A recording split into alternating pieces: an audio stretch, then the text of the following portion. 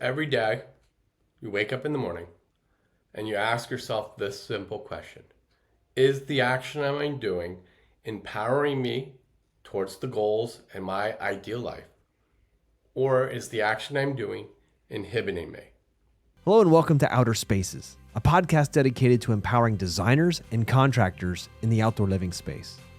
I am on a mission to scour the globe to find and interview the most brilliant mindset coaches, sales strategists, and business leaders alive, and present them in a way that landscapers, hardscapers, and outdoor living pros can immediately put them into use to grow and thrive.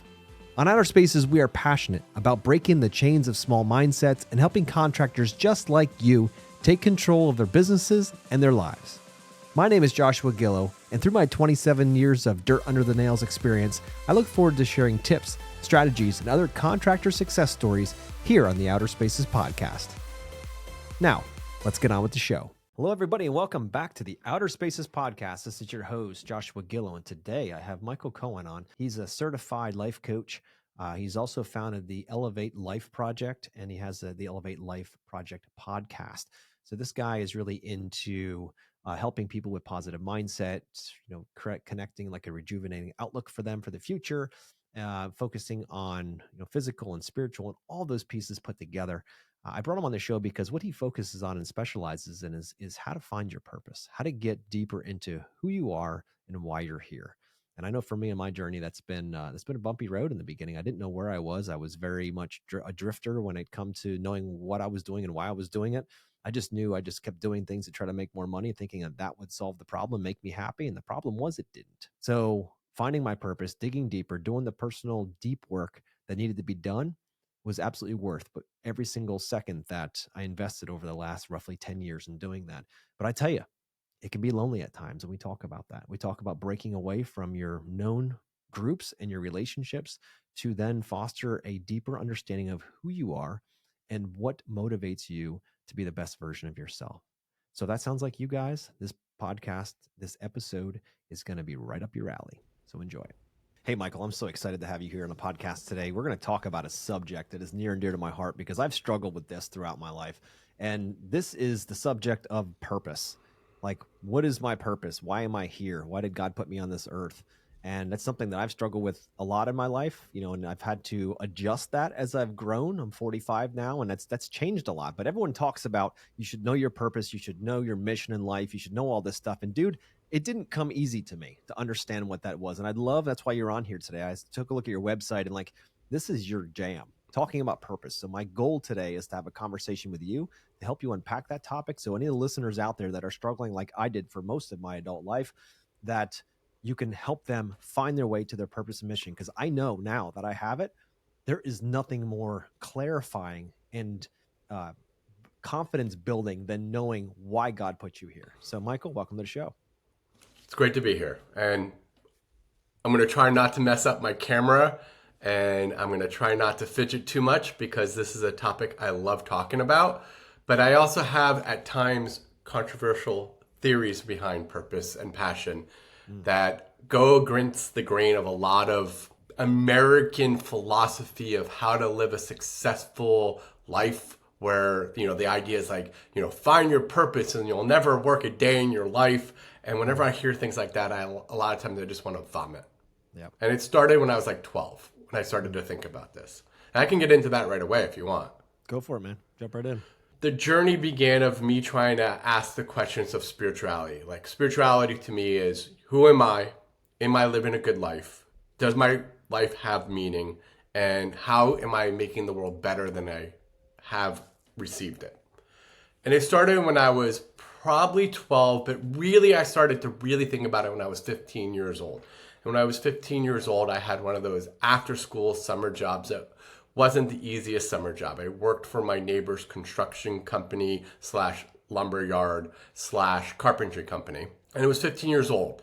And I was making really good money for 15 years old at this time. This was 20, 30 years ago. I was making $8 an hour, which minimum wage, I think at that time was $3 an hour in New Jersey. So it was a great job. And every day I'd go into this job after school and in the summertime, and most of the people around me were in horrible moods. They just felt like they were in dead-end jobs. except for this one individual who would come in every day whistling and smiling, and I always would love working with him. And after a while, when I got to know him, I asked him this question, and I said, what's the difference between you and everybody else? Everybody else seems to always be in a bad mood, that somehow because they're like doing manual labor, this was the 90s, that they somehow aren't doing well in life. And he looked at me, he said, well, two things. He goes, one, I choose to be in a good mood. I don't have to be in a good mood, but I choose to do what's harder. And what's hard is for me to wake up every day and feel good about my life and go about my day. And the second thing he said to me goes, what I'm doing for a living right now isn't my purpose. This gives me the ability to earn a living so I can fulfill my purpose. And I was like, well, what's your purpose? What? Never heard of that before. He said, well, my purpose is to be a good father, a good neighbor, and a good husband. And this job gives me that ability. And that carried with me for the rest of my life. And I always asked myself what that meant to me.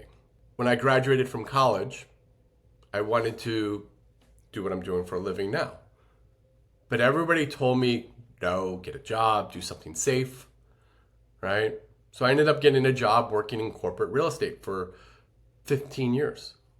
I was making $250,000 a year. Lived in New York City.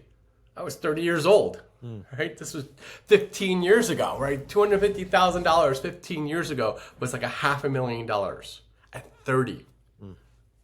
I didn't have a dollar in my savings account, and I was miserable. And it wasn't because of what I did for a living. It was because I wasn't living my purpose.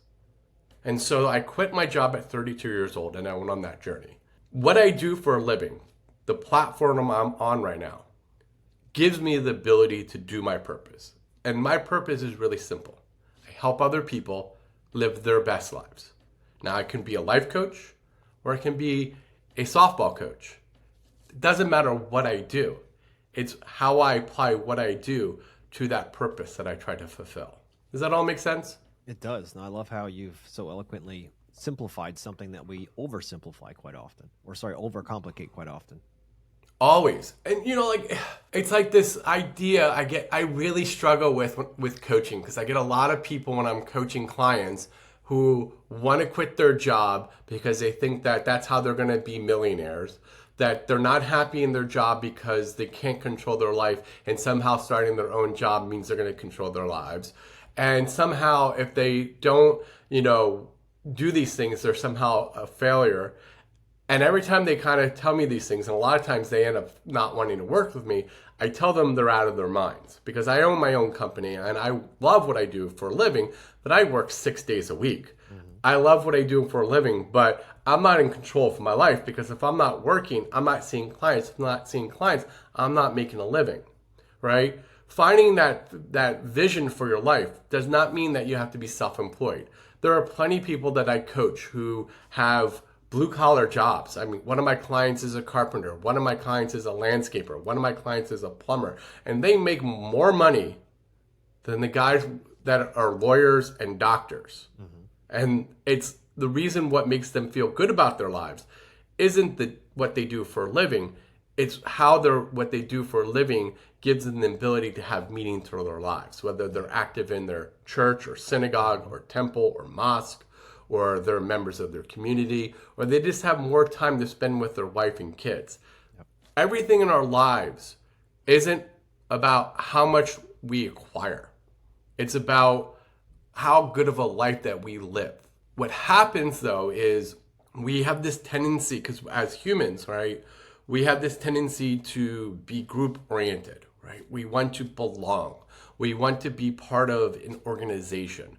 So we have a tendency to compare ourselves to other people in this world, where we see people that drive maybe a nicer car than we have. We see people that have a nicer house than we have. We see people that have nicer vacations than we have. So instead of living below our financial means, so we have more time to live a quality life, we buy things that we do not need. We drive cars that we do not need to drive. And we go on vacations that we can't afford, so that we then have to work twice as hard to pay for everything that doesn't give us anything but more stuff. And when I was on that spiritual journey, and one of the things I was doing at one point was end of life counseling, where I would go and sit with people who were on their deathbed and they didn't have anybody around. They didn't have friends and family.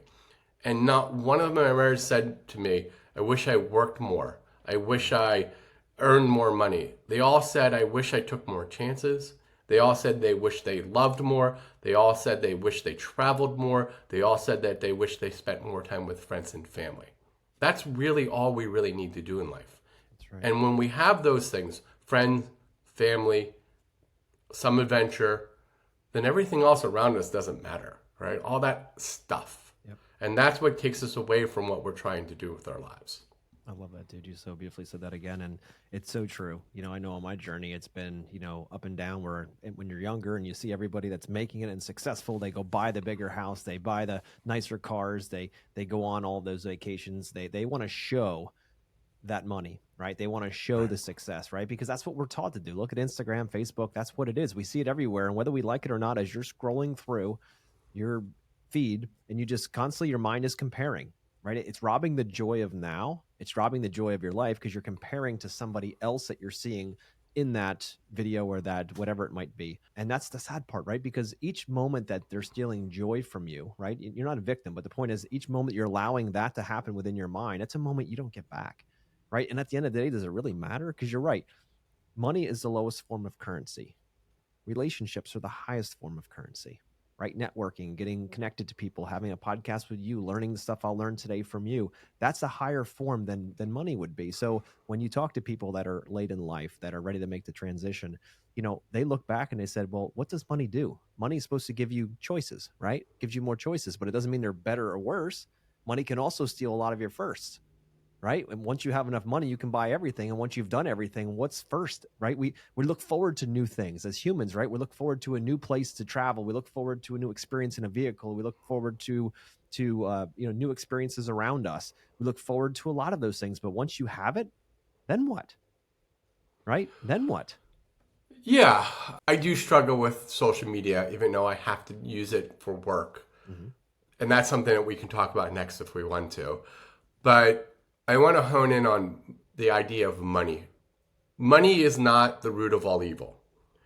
There's this idea that somehow money is the root of all evil, and we all have to suffer because if we suffer, we're going to have a better life in the next life. Whether we believe in incarnation, or we believe in heaven, or we believe in nothingness. Somehow we believe that if we suffer more in this lifetime, we'll have a better life in the next life. I don't buy into that. I don't buy into the idea that you have to suffer. I don't buy into that belief. I think pain is a part of life. I think we all have pain because the absolute fundamental truth, I tell clients this all the time, the one absolute truth is you're going to die. I'm going to die. And everything around us one day will not exist. The house that you live in that you think is sound will one day be destroyed, whether through human progress or through Mother Nature. The car that you drive will one day be crushed, and the body that you encompass will one day wither and decease. And because of that, everything that we have in this life, everything that we experience is a constant change. And when we get attached to a certain idea, a certain belief, a certain way of life, right? Somehow that our lives are better if it's in this particular fashion, this particular format, this particular way, that's where we'll be happy. And then if anything disrupts that idea, we suffer, right? Because we're holding on to something that is impermanent. At the same time, whenever we're struggling in life, right? Whenever we're at this period in our lives where we're going through hardship, whether it's a stressful job or disease in our body or challenges in our relationship or a loss of something, we think that this is going to last forever. Mm-hmm. And so we suffer, right? Mm-hmm. We don't have to suffer. We can look at our lives and understand that pain is part of it, just like joy. And understand that everything is an ebb and flow. As pain comes, so shall it leave. As joy comes, so shall that leave, right? So first we have to move away from this idea that we have to suffer and just throw it away. And then the second idea is we have to understand that money is energy, right? From a spiritual standpoint, if we look at it from a Sanskrit, if we take it from a yogic standpoint, money translates as in yoga as the Sanskrit word Lakshmi, right? Lakshmi is the feminine aspect of divinity in a sense, source. So money is the feminine aspect of source, divine energy, light. So if that is what money is and it comes from source, then it's not bad. Money gives us the ability to live our lives, provide food, provide shelter. It's what we do with that money that determines whether it is good or bad. Do we take that money and we provide a rich life today while also preparing for a rich life for tomorrow, right? Basic financial common sense. Live below our means, don't acquire a lot of debt, don't drive cars that cause us to suffer, right? Don't buy the $60,000 car with the $1,000 car payment if you make $100,000 a year, right? That doesn't make sense. So that when you're in your 60s, you're making good financial choices, you can live a good life. At the same time, have a good life today, right? That's beautiful. And then take some of that money to provide for other people that are less fortunate. That's all noble, right? These are all how money can be a good thing. It's when we take that money and we sit here and we use it as a way to keep up with other people. That's when it becomes a lesser form of energy because it moves away from that spiritual sense to the material sense. Now, the idea of that is meaning you are a spiritual person.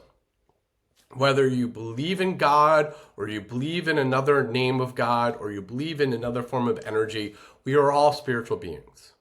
Money is given to us as a gift from that source so we can provide for our lives. It's what we do with that money that determines how well we live. I read this statistic 6 months ago, I think it was. The average self-made millionaire, meaning somebody who did not inherit a dime, average self-made millionaire makes less than $100,000 a year in America, right? Mm-hmm. Why are they self-made millionaires? Because they understand that money is a tool to provide a good life for themselves while also saving for the future. Money is a tool. That's all it is. It's an exchange of energy. And so when we are attached to that idea of I have to hold on to this wealth, then we suffer. But when we have it with gratitude and we use it to live a good life, then we might have pain. But it causes us to live at that higher vibrational level. No, for sure. And there's responsibility with all of that too, right? So, when it comes down to your point, money is no more than a tool and it gives you choices, right? And so often we're taught that chasing money is the goal. The more you have, the better you are. And that's, we all know that's bullshit deep down, but that's what we think. At a certain point, I think it's about $75,000 to $100,000 of household income, then it starts not to become such a thing because your basic needs are now met. Now it's a matter of what are you going to do with that? But I've found out through life that, when you're chasing the material, right? Because when you first start out, you just think, when I have that thing, that house, that car, that business, that thing, that physical object, then I will be happy. And when you get that thing, next thing you know, you're like, okay, got it. Happiness. What's next? And you're constantly doing what we'd like to call the Alexander the Great scenario, where you're always trying to conquer something new to get that dopamine hit, to get that buzz back again, right? And be like, oh, well, I got this. Well, my house that I have now isn't big enough. I need something bigger. And if you're doing it because you are looking at your friends or your surroundings or your social media content and saying, well, that's what success is, I hate to tell you guys out there listening, you're going to chase that thing forever. And you're never going to be satisfied with it all because you're chasing happiness. And happiness is not just as much of an illusion, but it leads to overindulgence. It leads to chasing a lot of things that aren't going to truly make you joyful, which is really what you're targeting. You're not targeting happiness. You're targeting a much deeper being and a way of being. And that's not in the happiness side, because that comes and goes. Because you can have a drink, you can have a beer, and that'll make you happy for a little bit. But 10 beers later, you're going to feel like shit. You can be like, hey, I want to go to a restaurant and I want to have, the biggest meal. And you get there and you order the surf and turf and you're like, man, this is amazing. And extra fries and extra this and extra that. And you sit down and you eat, right? And then a half hour later, you feel like garbage. And you're like, what? I Right. was happy to go. And all of a sudden I ate all this food and now I feel like crap. Because really, you're not trying to chase happiness, right? That's the thing. When people are in pursuit of their life to chase happiness, that's another thing that about the American culture of mindset is this idea of always chasing that happiness, and that's a very low form of a low bar to chase because of that, because it's not lasting, it's fleeting. So thinking Well, through that and yeah. saying, okay, well, if you're going to focus on your purpose, right, a deeper meaning in life, and what's your driving force, how do you suggest that people will start digging in? If all these other things are true, we've talked about money, we've talked about, happiness and all that. If that's true, then how do you even start describing like the journey to get there? How do we define what that is? How do we know when we got it? Well, well, the first thing that you have to do as a person is step one is you have to begin to step away from the weapons of mass distraction, right? Social media, which I said before, I have mixed emotions about the 24-hour news crap, Yep. right? Movies, whether they're entertaining or not, television, they all are programmed, for better or for worse, to provide you with a certain level of negativity, right? As a human, we are negatively wired, right? It's part of the human condition, for better or for worse. Fight or flight, right? We are negative by default nature. So negativity is addictive, right? So that's why the news is always negative. That's why social media is always negative. That's why on some level, most TV shows and movies and drama are all about sex, drugs, and violence because it's addictive, Yep. right? So step one is you have to move away from that negativity, right? You have to shut off the weapons of mass distraction. You have to find that space between the breath, right? What do I mean by the space between the breath, right? We wake up in the morning, we turn on the TV. We get our kids ready for work, school. We get ready for work. Most of us are now going back to work, so we're jumping in the car. We're racing through traffic. We're working all day. We come home. What do we do when we first walk in the door? We turn on the television. Kids come home. They're running around. Television's on. Then we fall asleep in front of the TV. We no longer allow ourselves that introspection, that space. When we go out into public, right? When we go out into public and we're going to the grocery store, our headphones are on and we're looking at that fucking device. Everybody looks at me like a weirdo when I go into my grocery store, when I go into Target, when I go into Trader Joe's, when I go to the local bakery, because I say hi to people in line and I interact with people and people think I'm crazy because I know those human connections allow me to feel good about myself and stay away from those weapons of mass distraction. So we have to get away from those weapons of mass distraction to find the space, whether that's prayer, going out into nature, reading, or sitting in meditation, but just to get away from the noise. That's step one.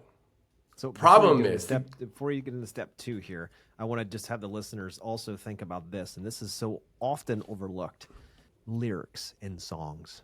If you actually, listeners out there, if you listen to your songs that you listen to on the radio or on Spotify or wherever you listen to your music, and you actually pull up the lyrics and read what they're programming your mind for, it is yeah, crazy if you actually read the lyrics and not just, because you can sing them, you can do all that stuff, but think about what's happening when you read those lyrics. You're like, holy moly, they're talking about the devil here. They're talking about this. They're talking about raping that. They're talking about this. Like, and you're singing this out loud. You're proclaiming it to the world, which you put it into motion, right?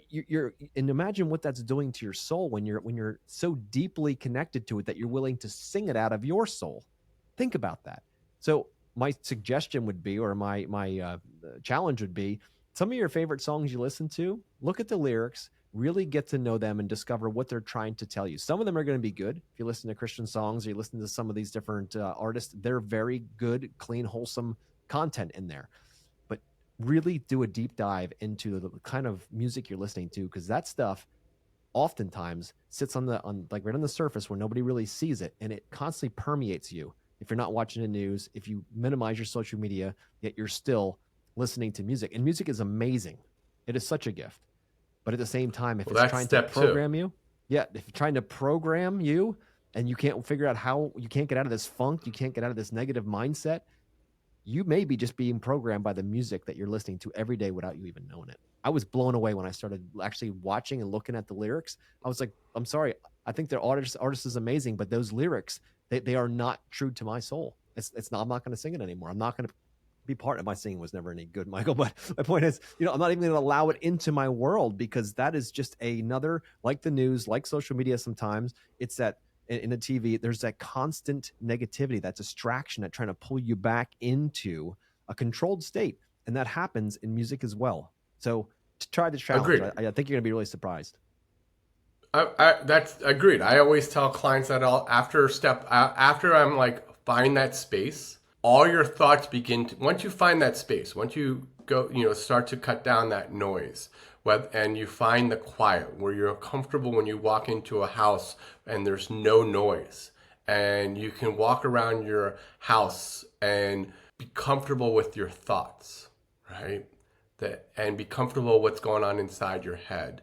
The next step is to begin to program your mind with positivity, right? And how do we do that? We do that through listening to music that raises our vibrations, whether it's good classical music or Christian faith music or yoga music, whatever music it is, to raise our vibration. And then we listen to podcasts and audiobooks that allow us to raise our vibration, that inspire us.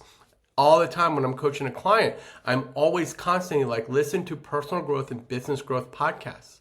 And I'm constantly fighting with them to do that. None of them want to do it because they're like, oh, it's so triggering. I don't like this. I don't like that. I'm like, yeah, because it's clearing out the negativity inside you. Mm-hmm.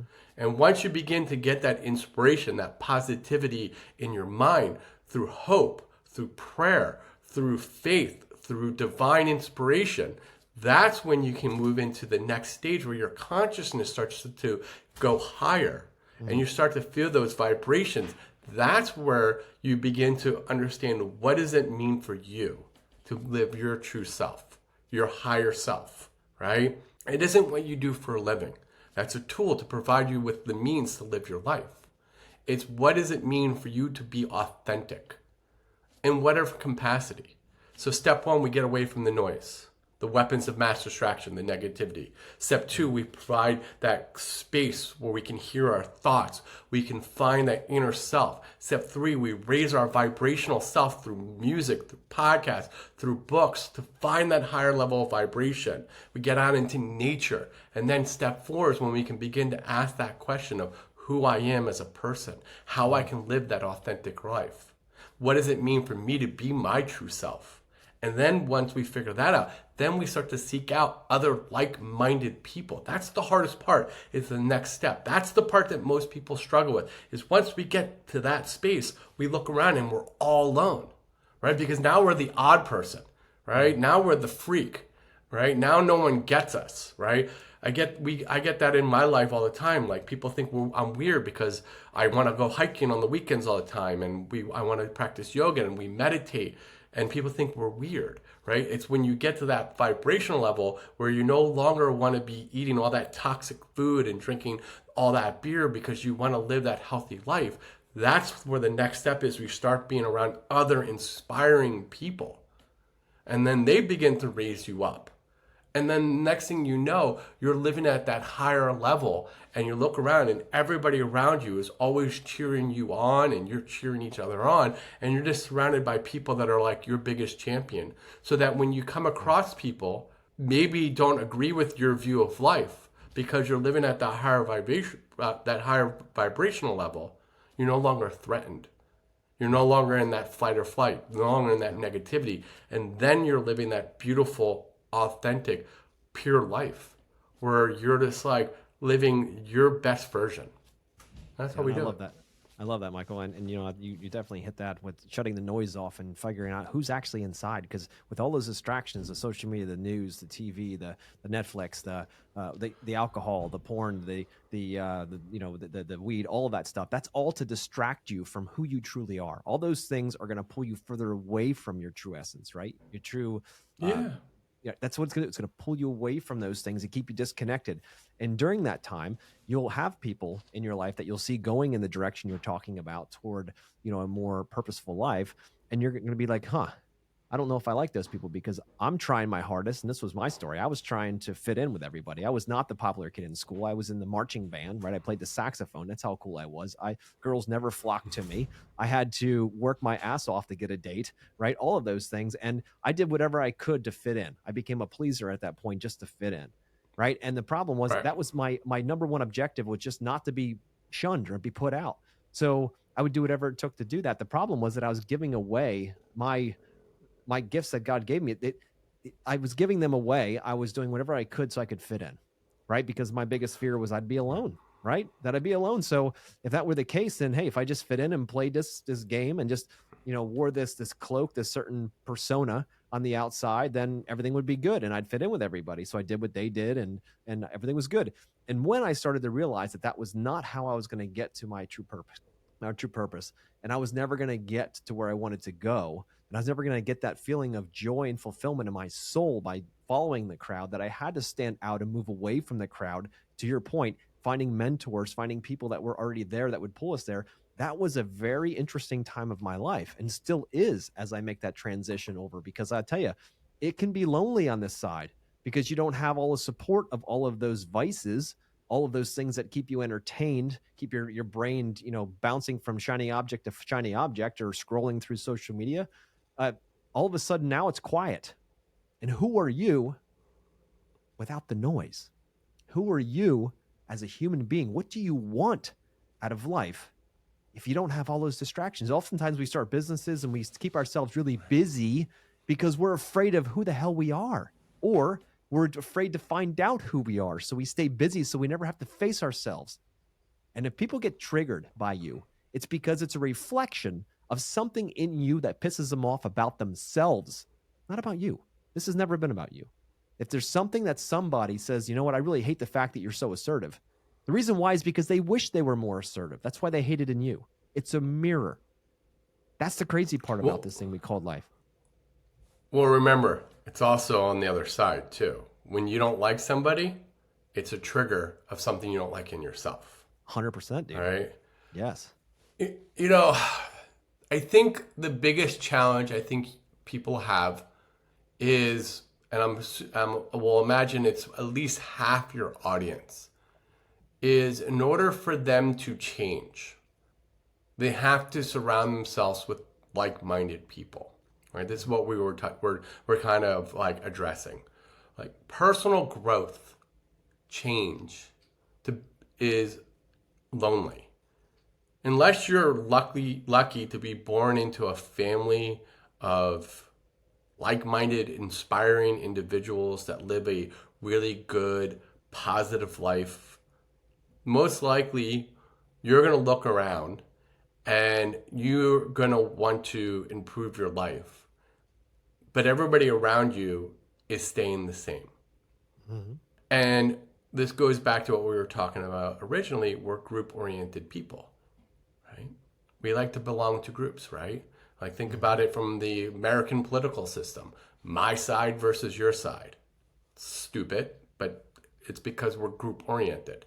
And there's no reason why we have to think like that, but somehow that's where we're at in today's society, is like we're at where one side is good and the other side is bad. And that's just silly, right? It's this idea. So like we have to understand that we are all together. We're all together. We are all the same, right? It's the idea of seeing the divine in each one of us. But moving back to the original conversation. So if we're group-oriented individuals, you're the average of the five people. Jim Rohn always said that, right? I love Jim Rohn. Yep. You're the average of the five people. Show me your bank account and I'll know what your friends have, right? So true. So if you decide to go on that personal journey of growth, spiritual enlightenment, financial success, health, losing weight, exercising, maintaining a positive mindset, and your friends and family aren't those type of people either, and chances are, most likely, most of them are not, you're going to go through a lonely period where everybody around you thinks you're weird. I remember it happened to me for a better part of 8 years, right? I went from working in New York City, corporate Wall Street, New York City, real estate, finance, and investment, to becoming a yoga teacher and then a life coach. I had to remake my entire life. Family thought I joined a cult at one point. Friends thought I was ruining my career because I didn't want to go out to the bars anymore and I quit my job. Everyone thought I was weird. But over the course of that time, there was probably like 3 or 4 years that I really didn't really have any really good friends. I was kind of alone all the time. My family kind of thought I was weird. When I got to the other side and I got to a place where I was able to financially support myself doing what I'm doing today as a life coach, I met my wife, who I love and am happily married to, and I have good friends that I get to surround myself with. Everybody around me begins to come back and say, oh, I get it, right? Now I see what you're trying to do. We all have to go through that period, if for the most part, unless we're those rare few individuals where we're going to go through that period of loneliness. But if we keep working hard and we keep pushing forward and we keep trying to make our lives better, I promise you, and it might take you 10 years like it did for me. It might take you 2 years, or it might take your entire life. You'll eventually get to that place where you're around other people that just light you up every day. Yeah. Dude, I couldn't agree more. And you said it's again so beautifully. It was because that was exactly what my journey was too. When I was the first in my family to do a lot of things, right? First to get a tattoo, first to have multiple businesses, first to travel abroad, first to do everything, right? So it was very interesting to be, coming from the same cloth of my family, and then all of a sudden doing all these things. And in the beginning, like, what? Like, that's kind of strange. I didn't see you doing that. Like, you're not going to vaccinate your kids? Well, I don't know.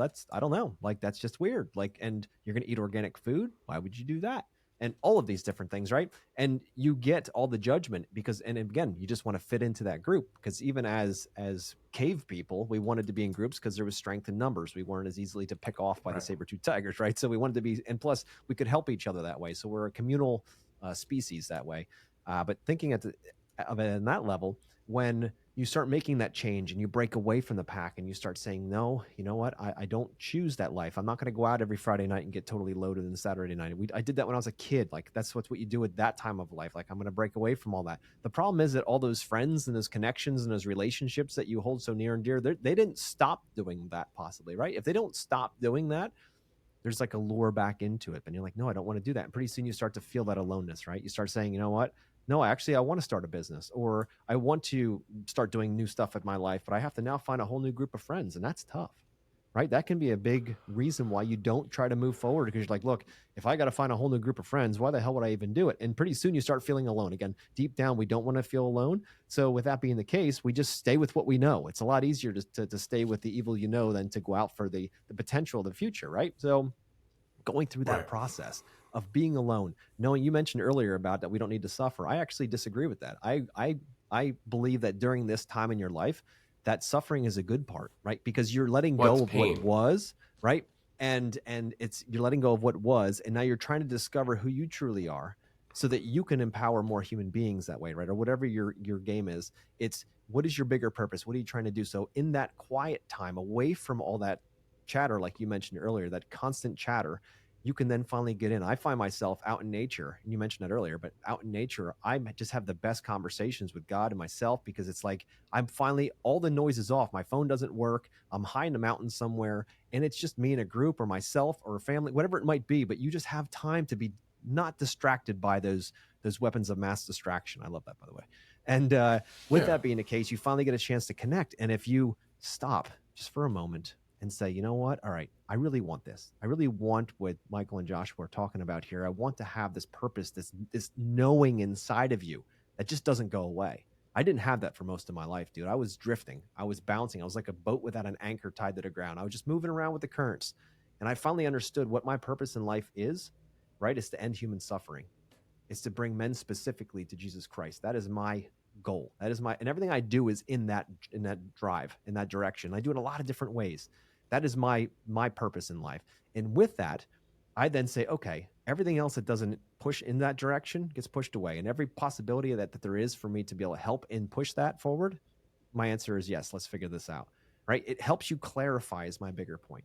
So regardless of what your purpose is, your purpose doesn't have to be my purpose and vice versa. The point is, once you have that clarity, that bouncing around, that feeling of drift that you have in your soul right now, wishing things made more sense, becomes uber clear. So is it worth letting go of what was and going through the pain of alone in order to get to that point where you have a knowing? And others, to your point, Michael, others then come back and they're like, wait a minute, the guy we were just making fun of, he's doing some really cool stuff.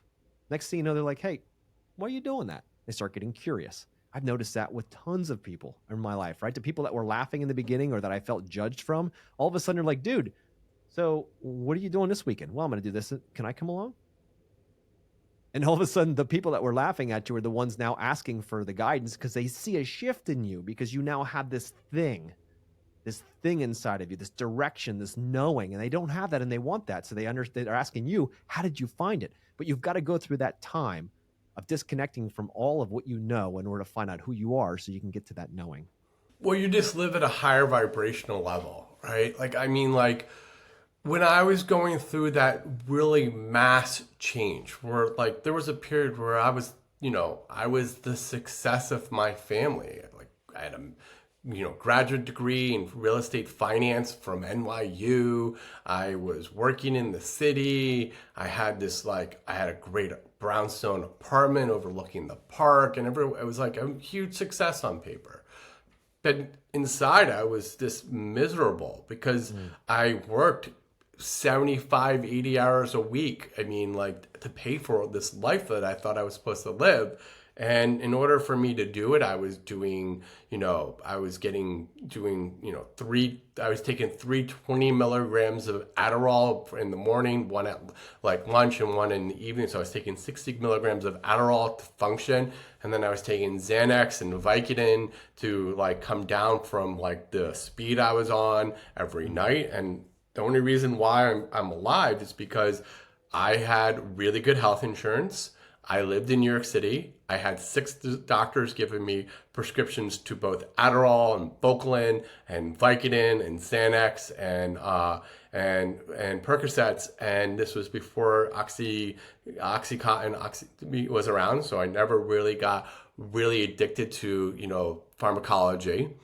And I looked in the mirror one day and I didn't like the person looking back at me. And so I just started to go through this personal journey. The reason why that period of change was not hard for me in one aspect where I didn't suffer was because I knew that this idea was, and this is what one of my teachers said to me, you're not happy today. The idea of change is going to not be a pleasant one either. But if you keep trying, and you keep doing the work, and you keep showing up, one day you will potentially get to a place where you find fulfillment. She did not say happiness. That's right. And so I knew that going into that I would always, if I kept doing the work, I'd one day find fulfillment. So that period of financial hardship where I quit my job, and that period of social isolation because the friends I had thought I was weird because I was, not getting up and I was getting up in the morning to, meditate, and I was going to church on Sunday, and I was going to a Buddhist temple on Tuesday and a Hindu mosque on Thursday, studying spirituality and and religion. And everyone thought I was really weird. My family didn't really understand what I was doing either, and they thought I was joining different cults. I knew that if I kept doing the work, I would get to a place where I felt fulfilled. And so that period of loneliness I knew was just temporary. And so I didn't really like wallow in it. I embraced it. I knew that this was just the journey that I had to go on. And I never was trying to find happiness because happiness, as we touched on earlier, is this an emotion that comes and go. And I was more looking for fulfillment. And at one point in my life, my fulfillment was being a yoga teacher. Then COVID hit, no longer teaching yoga. right? So then my fulfillment became running an online coaching business, which I enjoy, but it's getting to a place now where I can't make any more money than I can. And I usually have the same conversations with the same people day in and day out. So it's getting to a place where it's no longer bringing me the joy that it used to. So now I'm looking for the next thing. So the next thing for me is learning how to market and sell courses, right? That's going to be the next thing for me. And it's this idea that instead of looking for that fleeting emotion, it's to wake up and say, what is going to fill me today? Whether it's on this weekend because we have 15 people coming over our house next week for Thanksgiving, and then we're going to visit my parents afterwards in the Poconos, and then the following weekend is my dad's birthday, and we have a marathon of family events over the next 6 weeks, which is exciting. So this weekend is my way to fill my bucket is watching movies, playing pickleball, and lounging around my house to energize my soul so that I have the energy for next week. And maybe in 2 months, my fulfillment is getting up and going to the gym for 2 hours. It's about asking myself every day, is the action I'm doing making me feel like I'm fulfilled? Or is the action I doing taking away from me living my best life? And that's all I do every day.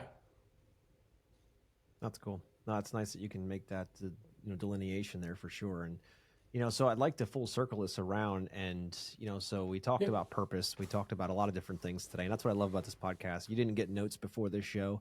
We just go into it. I have kind of an idea where I want to go based on the kind of stuff that you're really good at, and I want to go around. So let's full circle this for the listener. So if you're out there and you are struggling with trying to find your purpose, and you're willing to shut the distraction, the weapons of mass distraction off your phone. Mm-hmm. One little thing that I've done lately is, even with the clarity of what my purpose is, I find that since cell phones are designed to be so addictive, that I become addicted to scrolling. And I'll find myself Yeah. subconsciously opening it, turning right to the app, Facebook, Instagram, and I'm just scrolling.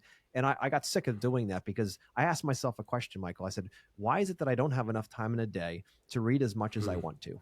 Right? I asked myself a question, and I said, okay, well, the answer to that question is because you're filling it with other stuff. You're saying yes to something else, which means you have to say no to more reading and more education and growth. So I say, okay, if that's the case, then what am I doing that I can cut out? And I couldn't think of anything. I looked through my schedule. I'm like, man, if I cut all this stuff out, these podcasts, like, it's not going to work. I was like, okay, that's just like, let's just put that on the burner, the back burner, and let's see what happens. Well, the next day I get up in the morning. I'm usually up between 4 and 5. My clock just runs that way. I've never needed an alarm clock. I just get up in the morning and I start my day, and I find myself within 20 minutes of waking up scrolling, right? Thinking about, oh, what am I going to post on Facebook today? And pretty soon it's like, not what am I going to post? It's 20 minutes of just my thumb moving, looking through everybody's life inside, comparing all that stuff. And I'm like, wait a minute here. So then I looked at how much time that morning that I did that. It was almost an hour. And I'm like, wait a minute. What if I replace that hour with reading instead? There's no comparison that way. And at the same time, I can actually become educated, as opposed to just becoming, I don't know, more sponge brained, I guess, or whatever. Right. So I said, okay, what if tomorrow morning, since this morning has already started, what if tomorrow morning I don't even go on social media until 9 a.m.? I just make it a rule for myself that before 9 a.m., I don't go on social media, and I shut it off an hour before I go to bed. I'm not saying no to it altogether or shutting it off completely. It is good to connect with Sure. people. It's a beautiful thing, right? But it's about being purposeful. So what if I wait till 9 a.m. and then I can come on and take a look at it? I can still create posts in my notes app or whatever it might be, and then post them later. That's fine. I mean, if the goal is to give, right, you can do that, but you don't have to have your Facebook app on for that. So I've made that a challenge. It's the third week now. And Michael, I couldn't be happier. There's days that I don't even want to go on social media because I didn't start my day out with that crap. I said, you know what? No, I'm going to get up. The first thing I'm going to do is devote my morning to God and get connected back to source, right? Back to my God. And then from there, I'm going to start reading about how I can be a better husband. How can I be a better father? How can I be a better leader? Right. And that's what I'm going to start my day out with every day, so I can learn something new. And then from there, I'm going to spend time with my family as they get ready for school. And all of those things are going to be done. I'm going to go out and I'm going to work out. I'm going to do all of those things ahead of time. And then when I'm done with all of those things after 9 o'clock, then I have the opportunity to take a look at social media if I want to. And that shift it now has weapons of mass distraction within a box. And again, if you're purposeful with anything, if someone says, look, I don't want to drink anymore because I can't control myself, I get that, right? But what's the likelihood in life of that opportunity coming up as a toast at a wedding or something else that is purposeful that you're going to miss out on, right? As you have the opportunity to be part of that event or that connection with somebody. And then to say, no, I'll never do it and make it a finite thing that'll be always that way or make it an absolute. Life is going to come at you. You're going to fail because things are going to happen, right? So why not give yourself the grace and say, you know what? Yes, maybe today I'm not going to drink. Maybe tomorrow I won't either. And say, just get one day at a time. Just keep moving it forward, right? And if it's purposeful, like I don't smoke cigars, Michael, that's not my thing. But when I'm with my tribe and we're sitting around a fire and we're discussing man stuff, I'll have a cigar with the group. I'll do that once or twice a year, but I'm doing it purposefully, right? So it's about being purposefully and not letting those things try to run your life is my bigger point in all of this. But so when it comes to the listeners out there that are saying, hey, you know what, I get it. I see that, I need to have a purpose. I really am just kind of a boat unmoored, kind of floating back and forth. What are some suggestions you can give them to find that simplest way that they can just start in that direction of discovering what that means for them after all those distractions are off? Simplest thing is every day you wake up in the morning and you ask yourself this simple question. Is the action I'm doing empowering me towards the goals and my ideal life? Or is the action I'm doing inhibiting me? Whether it's the food I eat, the programming I'm watching, or the things I do with my free time. When we ask ourselves that simple question, then we can begin to have that intelligent examination. Because although we like to think of ourselves as conscious, we are mostly functioning on habits, autopilot, right? We wake up in the morning and we end our day 90% of the time on autopilot. We don't consciously choose the food that we eat. We don't consciously choose the music that we listen to. We don't consciously choose the program that we watch to relax. And so when we have those moments of clarity, those fleeting moments, those few times a day, you just ask that question, is this inhibiting me or empowering me? And if it's inhibiting you, then you put it down. If it's empowering you, you pull it in. And that's all we do. That's all I do. That's what I do every day. That's so great. And I'd love for you to talk into purpose and how it evolves, right? In the sense that when you start discovering your purpose, it might not be the one right away. Like you're not going to be hit with, not many people at least, get hit with a bolt of lightning and say, I had no purpose. I was just kind of drifting through life and all of a sudden, boom, found my purpose. I'm ready to go. Like maybe that happens for some, but I know my story was different where I would get a glimpse of what it could be and then it would go back. I'd get a glimpse and then it would evolve. I would get a glimpse and it would grow. And I'd find that was the wrong way, back up a little bit, go forward this way. That is much better based on that joy and fulfillment model, right? So how does that work with people trying to find it? Is there areas where they're going to kind of get into dead ends and have to back up? Are they going to find potholes or minefields? Or how have you found that to be? Well, I think purpose is what gets us up in the morning and gives us the motivation to get out of bed and to do the things that we don't want to do with our lives, right? Purpose can be as simple as I want to have a roof over my head and food on my table. Or it can be something more profound. It can be starting a podcast or starting a business. Or it can be as beautiful as just being a positive member of our community, right? Purpose is what gets us up. Passion is what we do that drives us to be motivated in the moment.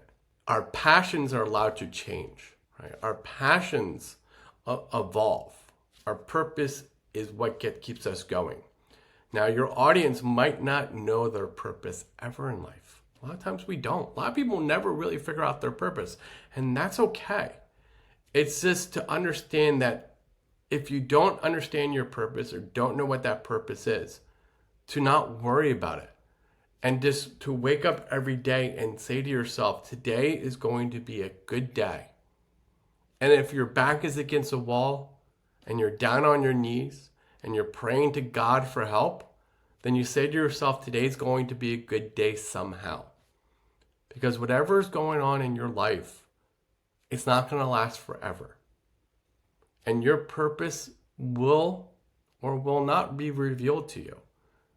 That doesn't mean that you're not living a good life. Doesn't mean that you're not living a purposeful life. It doesn't mean that you're not going to live a fulfilled life. It's just if we just wake up every day with that mindset of it's going to be a good day, and then we ask ourselves this question: who am I? How am I living a good life?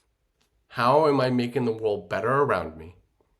And am I leaving the world better than I received it? If we do those things, the rest will be taken care of. It's as simple as that. That's great, Michael. I like that. Nice and simple. So, listeners out there, if you have these questions or this episode has really landed on your heart, lean into it, right? Start this process of self-discovery. Start thinking about what life is really going to mean, because the last thing you want to do is be sitting on your deathbed, looking back and having regret in your heart, saying, man, I wish I could have made a bigger impact for my kids' lives, my grandkids' lives. I wish I would have taken that risk. I wish I would have, decided to try that opportunity. You never want to live with regret at the end of your life. I'm not saying go out there and be reckless. That's not my point. My point is dig deep and figure out what really drives you. Find that purpose, and then put your energy towards. Start asking those great questions that Michael says, right? Start asking yourself each morning those questions. Make your decision around those things, because once you have clarity of mind and clarity of heart, your confidence grows, your direction in life grows. You have a direct, it's all of a sudden every day is exciting to get up. When people say, I hate getting out of bed in the morning, I'm like, man, I can't wait. I'm tearing the sheets off myself in the morning. I can't wait to get up and get started in a day. And I know I'm strange at times with that, but my point is, when you have a purpose deep in your soul and you know what it is, there's nothing that stops that. Like, you can't get enough of it. And it's the thing that fulfills the joy and that fulfillment inside of you. It keeps filling that bucket just because you're doing what you do. So the reason why I wanted to have Michael on here is because I wanted you guys to really start thinking a lot more about that purpose side of life. And if you feel yourself just kind of drifting, maybe it's time to slow down. Maybe it's time to take a weekend just by yourself out in the mountains somewhere and just start asking those questions where you have no distraction, and just take a journal with you and sit back and just start writing down what life could look like for you, and start thinking about what gets you excited. I like when people ask me about purpose. I say, they say, well, I don't really know what I love to do. I don't really know my purpose. I said, well, you know what? What would you do if money wasn't an object and you could do it every day and it brings you joy and you just lose track of time? Think in your life of things you do that really light you up and you wouldn't even give a shit if you got paid for it. It could be shopping. It could be talking. It could be serving other people. It could be a myriad of other things. Think about that. What would you absolutely have no problem doing, even if you didn't get paid and you could do it all the time? You lose track of time while you're doing it. That's a direction. At this point, that's a starting point. Start thinking about how you can add massive value in those areas. And your purpose is somewhere in there. It's somewhere in there. The reason why you'll do it for free and you totally lose track of time is because you're truly in the flow state. You're truly in that. So that'll be the playground where you'll find some of that information. Did you find that to be true, Michael? Yeah, I like I said, I like to keep things simple. We have this tendency to make things too complicated, right? We have the tendency to try to be searching for things. It's always this focus on the basics. Look for the answers in the simplicity. Follow your heart and just wake up every day and say, today's going to be a good day. And if it's not, it's going to be a good day somehow. That's right. You'll find it. Even when you're, even when you have to go to a funeral, or you're fighting with your partner, or you lost your job, or you're dealing with a health issue, somehow it still can be a good day. Somehow. Maybe a kind word. Yeah, exactly. Good random act of kindness is always a great way to line it up too with other people. And I can go on for hours with you talking about this, Michael. So how can people find you? That are excited about what you're talking about. You just go to my website, elevatelifeproject.com. My website's there, my blog's there, my coaching videos are there, my quiz on finding your life purpose, which is not what people think it is. It's more about whether you're, more of an energetic answer. So that's where you can find me, and that's where all my information is. I love it. Michael, thank you for coming on today and sharing your the work you've been doing and how you've been changing people's lives. I love and respect what you're doing, and that's why I wanted to have you on here. So thank you for coming on. Joshua, thank you for having me on. It's been a great hour. Like, super fun. It went by fast. It sure did, for sure. So listeners out there, if you got a lot from this episode, think about it. Who else in your life could find value in what we've just been talking about for the last hour? So I challenge you to think about that. Who else in your life could benefit from this? And if you think of somebody, send them a link. It's free. You never know where the spoken word, what that's going to do for somebody else. You never know if someone's just holding on for one day saying, man, I don't know if I can make it through. And somebody does something nice. And then all of a sudden they say, maybe I'll give it one more day. Maybe I'll try one more time. And that's the one that breaks all the walls down and puts them on a trajectory of nothing but greatness. That could be you. That could be you that helps them get there. So whether it's this podcast or something else, anything, just think about others. It's going to be quite amazing, and it's going to empower you on your journey. So guys, until I talk to you next week, have fun.